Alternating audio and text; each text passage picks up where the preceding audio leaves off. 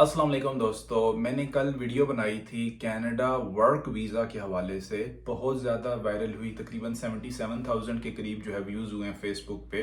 और जिसके मुकाबले में मुझे बहुत ज़्यादा लोगों ने कांटेक्ट किया कि भाई हम इंटरेस्टेड हैं वर्क वीज़ा के लिए कनाडा के लिए, और अपनी सीवी वगैरह या रेज्यूमे या बायोडाटा जो है उन्होंने सेंड किया। अच्छा, एक चीज़ बड़ी हैरानगी की है वो ये, उसमें ईमेल ही नहीं मेंशन। मैंने आज तक कोई ऐसी सीवी नहीं देखी जिसके अंदर एक बंदे की ईमेल ही मेंशन ना हो, या कुछ लोगों की ईमेल्स हैं तो पुरानी हैं, किसी लोकल बंदे से बनवा ली थी किसी दौर में, उस टाइम ईमेल यूज करते थे, आज वो ईमेल ही यूज नहीं कर रहे। तो भैया सिंपल सी बात है, अगर कोई भी एम्प्लॉयर आपसे कांटेक्ट करता है वो आपसे कांटेक्ट कैसे करेगा? आप मुझे थोड़ा सा बता दें। अगर आपके पास ईमेल ही नहीं है, 2025 में हम बैठे हैं और आपके पास ईमेल ही नहीं है, तो आपको किस तरीके से कांटेक्ट करेगा? आपको समझने की जरूरत है, एम्प्लॉयर आपको नहीं जानता, ठीक है। एम्प्लॉयर को एक पर्सन चाहिए जो उसकी जॉब कर सके।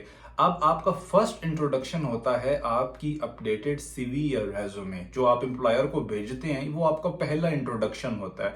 आपका अगर पहला ही इंट्रोडक्शन अच्छा नहीं होगा, आगे आप कैसे एक्सपेक्ट कर सकते हैं कि एम्प्लॉयर आपको रिप्लाई करेगा, एम्प्लॉयर आपको इंटरव्यू स्केड्यूल करेगा, एम्प्लॉयर आपसे बात करेगा? नहीं करेगा, जब उसको पहला स्टेप ही सही नहीं मिलेगा। तो बहुत ज्यादा जो है वो रेज्यूमेज जो मुझे रिसीव हुई, ठीक है। एक तो ये कि उनका इंटरनेशनल फॉर्मेट नहीं है। अगर आपकी सीवी इंटरनेशनल फॉर्मेट में नहीं होती तो यहाँ पे कुछ सॉफ्टवेयर्स हैं जिनकी मदद से वो ऊपर जाती ही नहीं है, ठीक है। पहले ही वो फिल्टर हो जाती है, साइड पे हो जाती है। आपकी रेज्यूमे इंटरनेशनल स्टैंडर्ड के मुताबिक होनी चाहिए, नंबर वन। नंबर टू चीज ये, उसमें क्लियरली मेंशन होना चाहिए आपका नाम, आपका फोन नंबर, आपका ईमेल एड्रेस और आप क्या करते हैं। ये चीजें क्लियरली मेंशन होनी चाहिए। अगर आप इलेक्ट्रीशियन हैं, आपका इलेक्ट्रीशियन होना चाहिए। आप प्लम्बर हैं, प्लम्बर है। कोक है, मैसन है, कुछ भी है। आपने कभी भी ये चीज मेंशन नहीं करनी कि जी जो है वो आप सारे काम कर लेते हैं, क्योंकि जो बंदा सारे काम कर लेता है इसका मतलब है वो कोई भी काम सही से नहीं कर सकता, और एम्प्लॉयर को आप जैसे पर्सन की जरूरत नहीं है। जो आपके पास एक स्किल है जिससे आप समझते हैं कि आप उसमें सबसे बेस्ट हैं, उसको आप मेंशन करें। तो आपका नाम आ गया, आपका फोन नंबर आ गया, आपका ईमेल एड्रेस आ गया, आपका जो है वो प्रोफेशन आ गया। उसके बाद कोशिश करें कि 3-4 लाइनों में आप सिंपल सी जो है वो अपना इंट्रोडक्शन बताएं, जिसके अंदर पूरा का पूरा समराइज आप कर दें कि भाई मेरा इस फील्ड में इतने सालों का एक्सपीरियंस है और इस तरीके से मैं आपकी मदद कर सकता हूं।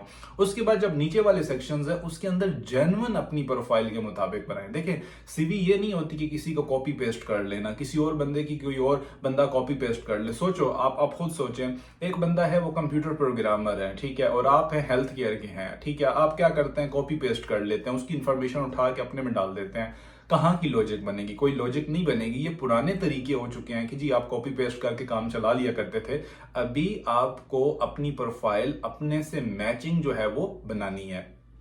खैर, ये चीज हो गई। आपकी रेज्यूमे 2 पेजेस से ज्यादा नहीं होनी चाहिए, ठीक है। इतना ज्यादा उनके पास टाइम ही नहीं है एम्प्लॉयर के पास। एम्प्लॉयर के पास क्या, एचआर जो पहले रेज्यूमे कह रहा होता है, क्योंकि देखें, एक अगर जॉब पोस्ट हुई है ना, मान लेते हैं कि उस पर 50 रेज्यूमे रिसीव हुई हैं। आपको लगता है 50 रेज्यूमे के लिए वो एक एक बंदे की पूरी पूरी डिटेल पड़ेगा? वो एक सरसरी सा देखते हैं, ठीक है। शुरू में देखते हैं, कुछ देखते हैं, 2-4 बातें अपने काम की देखते हैं, एक बंदे की एजुकेशन क्या है, एक बंदे का एक्सपीरियंस किस फील्ड में, ये उसे क्लियरली नजर आ जाना चाहिए। ये अगर क्लियरली नजर आ जाएगा, वो टिक कर देगा कि हाँ यार, इस बंदे को जो है ना वो आप इंटरव्यू के लिए कर लो, ताकि इंटरव्यू में हम मजीद इसको जो है वो देखेंगे।